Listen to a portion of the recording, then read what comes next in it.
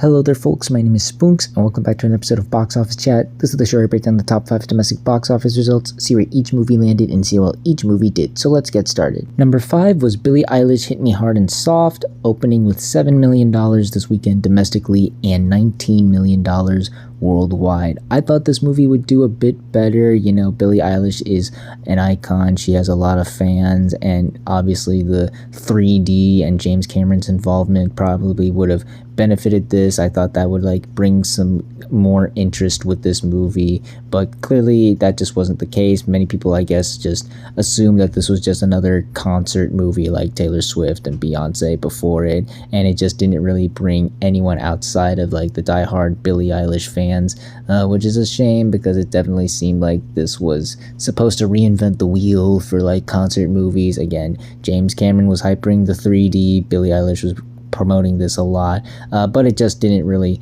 captivate a lot of the movie-going audience other than those who were really excited to see this just for Billie's music and obviously the background stuff, the behind-the-scenes stuff and whatnot.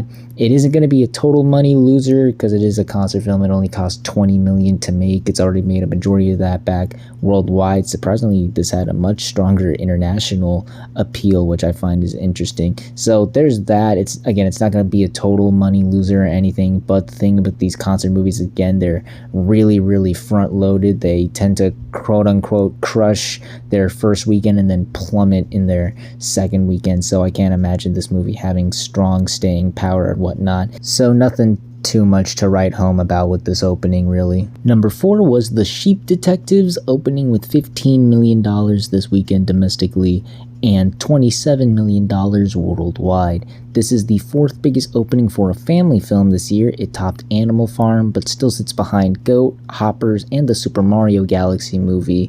So I was expecting a bit more for this movie given the strong critical reception. I thought that would give it some sort of a boost like we saw with Hoppers and how that was critically acclaimed, and that really helped that movie. And obviously it's been a long while since the last big family movie, and this is the first family movie of the summer. Got to do something with the kids to keep them entertained this summer, if you know what I mean. So I thought those would help it out a bit more, and in some ways they did. As the further we got into the weekend, the numbers for this kept going up, which is a good sign, but it's clearly not as strong as they were hoping for this movie. Again, I think that the premise was just a really tough sell for people. It's so bizarre, and I think had this movie been fully animated, more people would be on board with the silliness of the premise, because making it live action with CG sheep animals, I think that just turned some people away from it a bit. Plus, I didn't see as big of a marketing push for this as I saw with other family movies, again, like Goat or Hoppers. So I think that's why it may have come under a bit with expectations. But on the bright side, it does seem like people really enjoy this movie. Again, critics have been loving this. It's sitting at a 93% last I checked on Rotten Tomatoes, and audiences seem to be liking it too. They're not loving it. It got an A- on Cinema Score. That's lower than Goat and Hoppers and on par with Super Mario Galaxy. So that's definitely concerning. But from what I'm seeing on social media and just regular schmoes, people seem to be really, really enjoying this movie. The talk on the town is that this movie is really better than a lot of people expected to. And plus, again, it's the only family movie out right now until probably the breadwinner of all things, and obviously Toy Story 5. So I think this movie's gonna be able to leg out and become a strong performer, not in the sense that other family movies have recently, but certainly one that makes up for the less than stellar opening. Number 3 was Michael, making $37 million this weekend, bringing its domestic total to $241 million and a worldwide total of $581 million. My God, this movie. I remember talking about Project Hail Mary and how, oh my gosh, it's going to be a while before we see another movie perform to this degree, just insane legs and word of mouth.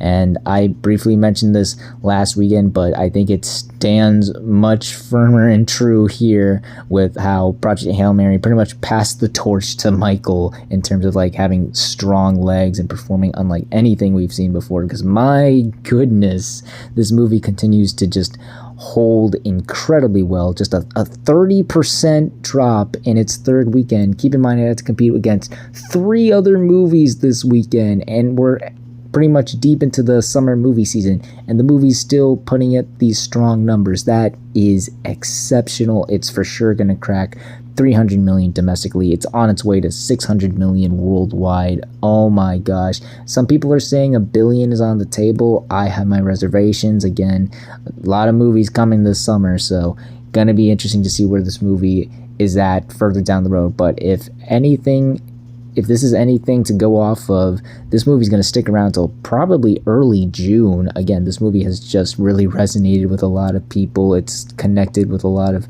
people, and the word of mouth is just excellent. People cannot get enough. They're not stopping until they get enough, apparently.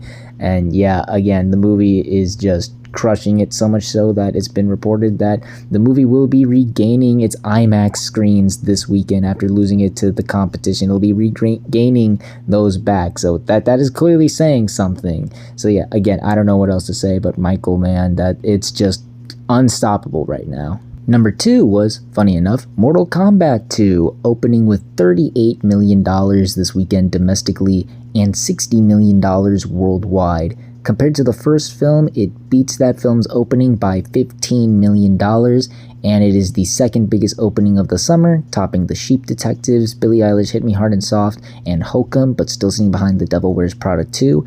And it's the second biggest opening of the year overall. It topped Wuthering Heights, Goat, and Send Help, but still sits behind Hoppers, Scream 7, The Devil Wears Prada 2, Project Hail Mary, Michael, and the Super Mario Galaxy movie. Yes, it did beat its first film's opening, but it still kind of came under what I was thinking it would do. I thought it would do slightly better, maybe even top the box office, considering the hype I saw for the sequel and, you know, how strong, well, quote-unquote strong, the reviews were this time around. The reviews certainly improved, but I guess just the interest wasn't as big as I thought it was. I guess it was similar to Billie Eilish in that sense, where it brought in the Mortal Kombat fans and maybe a couple more casual moviegoers, but outside of that, it just didn't have much appeal. Plus, it was Mother's Day weekend this weekend, and I think that detrimented this movie more than some other movies. This is not the ideal movie you want to take your mother to see to celebrate Mother's Day, unfortunately. I don't want to go off and say like this is like a terrible opening, because it's not, especially considering that the budget is $80 million. Yes, somehow this movie was cheaper than both the Michael Jackson movie and Devil Wears Prada 2. That is insane, and it's already made a majority of that back. Hell, it's probably going to make that back by the end of the week, and considering that it's one of the few like action movies that's starting off the summer, I think that's going to benefit it as well. But surprisingly, the response from audiences does not seem to be as strong as critics, which is definitely surprising considering how that rarely happens. Again, the critics seem to like this better than the first, but not like love it. It's sitting at like a 65% last I checked on Rotten Tomatoes, and audiences just don't feel all that jazzed about this movie either. In fact, they liked it less than the first one. The first one got a B+ on CinemaScore. This got a B, which is definitely concerning when you want this franchise to grow and expand, and unfortunately just doesn't seem to be winning audiences over really, which I think is pretty surprising. Of course, I could be wrong. Maybe this does have legs and does continue to leg out throughout the summer and people start really liking it more than it seems with this opening, but I don't know. I have my doubts. This is looking a bit disappointing, and I'm not sure if it's going to have the legs to make up for that. So yeah, very interesting opening for Mortal Kombat 2. Not a horrible opening in the slightest, but I think it could have been a bit better. And finally, let's end the video off with the number 1 movie of the weekend, which was, for the second weekend in a row, The Devil Wears Prada 2, making $41 million this weekend, adding to a domestic total of $143 million and a worldwide total of $433 million.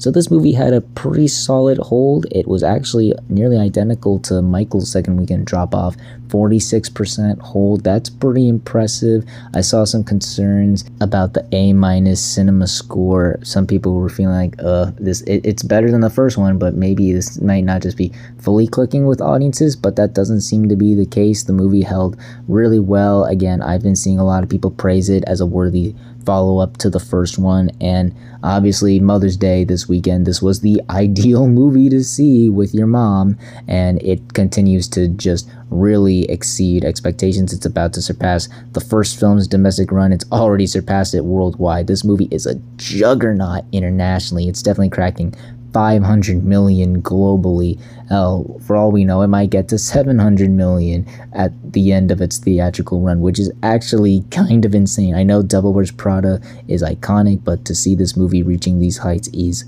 really, really impressive, even for someone like me who knew how iconic the first one was and had really high expectations. The fact that this movie is doing as well as it has is really impressive, certainly better than I expected. And again, I had high hopes for this. So yeah, I think this movie's gonna still continue doing really well. The future's looking bright for this movie. Again, it's one of the few films geared toward a female audience, and fortunately the movie is good enough and being received well enough that it's satisfying fans of the original and casual moviegoers who just want to check out what the hype is. Yeah, another solid weekend for The Devil Wears Prada 2. And those were your top 5 domestic box office results for this weekend, and we're not quite done yet as we've got another week ahead of us and new movies hitting theaters. And while this weekend is looking to be more held up by the holdovers, there's one movie that I think is going to shake things up in the top 5, that being Obsession, the new film from new filmmaker Curry Baker. This guy, he makes a wish for his crush to be madly, deeply in love with him, and well, it's a horror movie, so you can imagine where things go. I wasn't originally on the hype train for this. I thought it was just going to be another horror movie that comes and goes, but lately I've been seeing the marketing and the hype really start to build. I really think that because of the strong reception it received a year ago when it played in film festivals has caught on. It's really caught some people's attention. The premise is definitely intriguing, and the marketing has certainly ramped up. We've been seeing like the clips going viral on social media, and certainly like the billboards, and you can even text the girl in the movie herself if you want. It's your choice, man. And the buzz has also grown as well. I've been seeing a lot of people talk about how interested and excited they are to see this, certainly more than I saw for it when the first couple teasers dropped a while ago. I can really see this being one of the few horror surprises that really shakes things up. I don't think it's going to be as big as something like Weapons or anything, but again, certainly going to catch people off guard, and it's not like it cost that much. This was really $1 million movie, surprisingly, so I think this is, either way, this is going to make money. But yeah, I think this is going to really take people by surprise, impress some people by how well it does. I think it's going to really surprise this weekend. But we'll see how well this movie truly does, as well as the rest of the movies that land in the top 5 on the next Box Office Chat. And that's going to do it for this week's episode of Box Office Chat. What did you all think of the results? Were you satisfied, unsatisfied? Comment down below and let me know. If you like this video, hit the like button. If you like this channel, hit the subscribe button. Follow me on all the social media links right there. And until next time, everyone, stay sharp.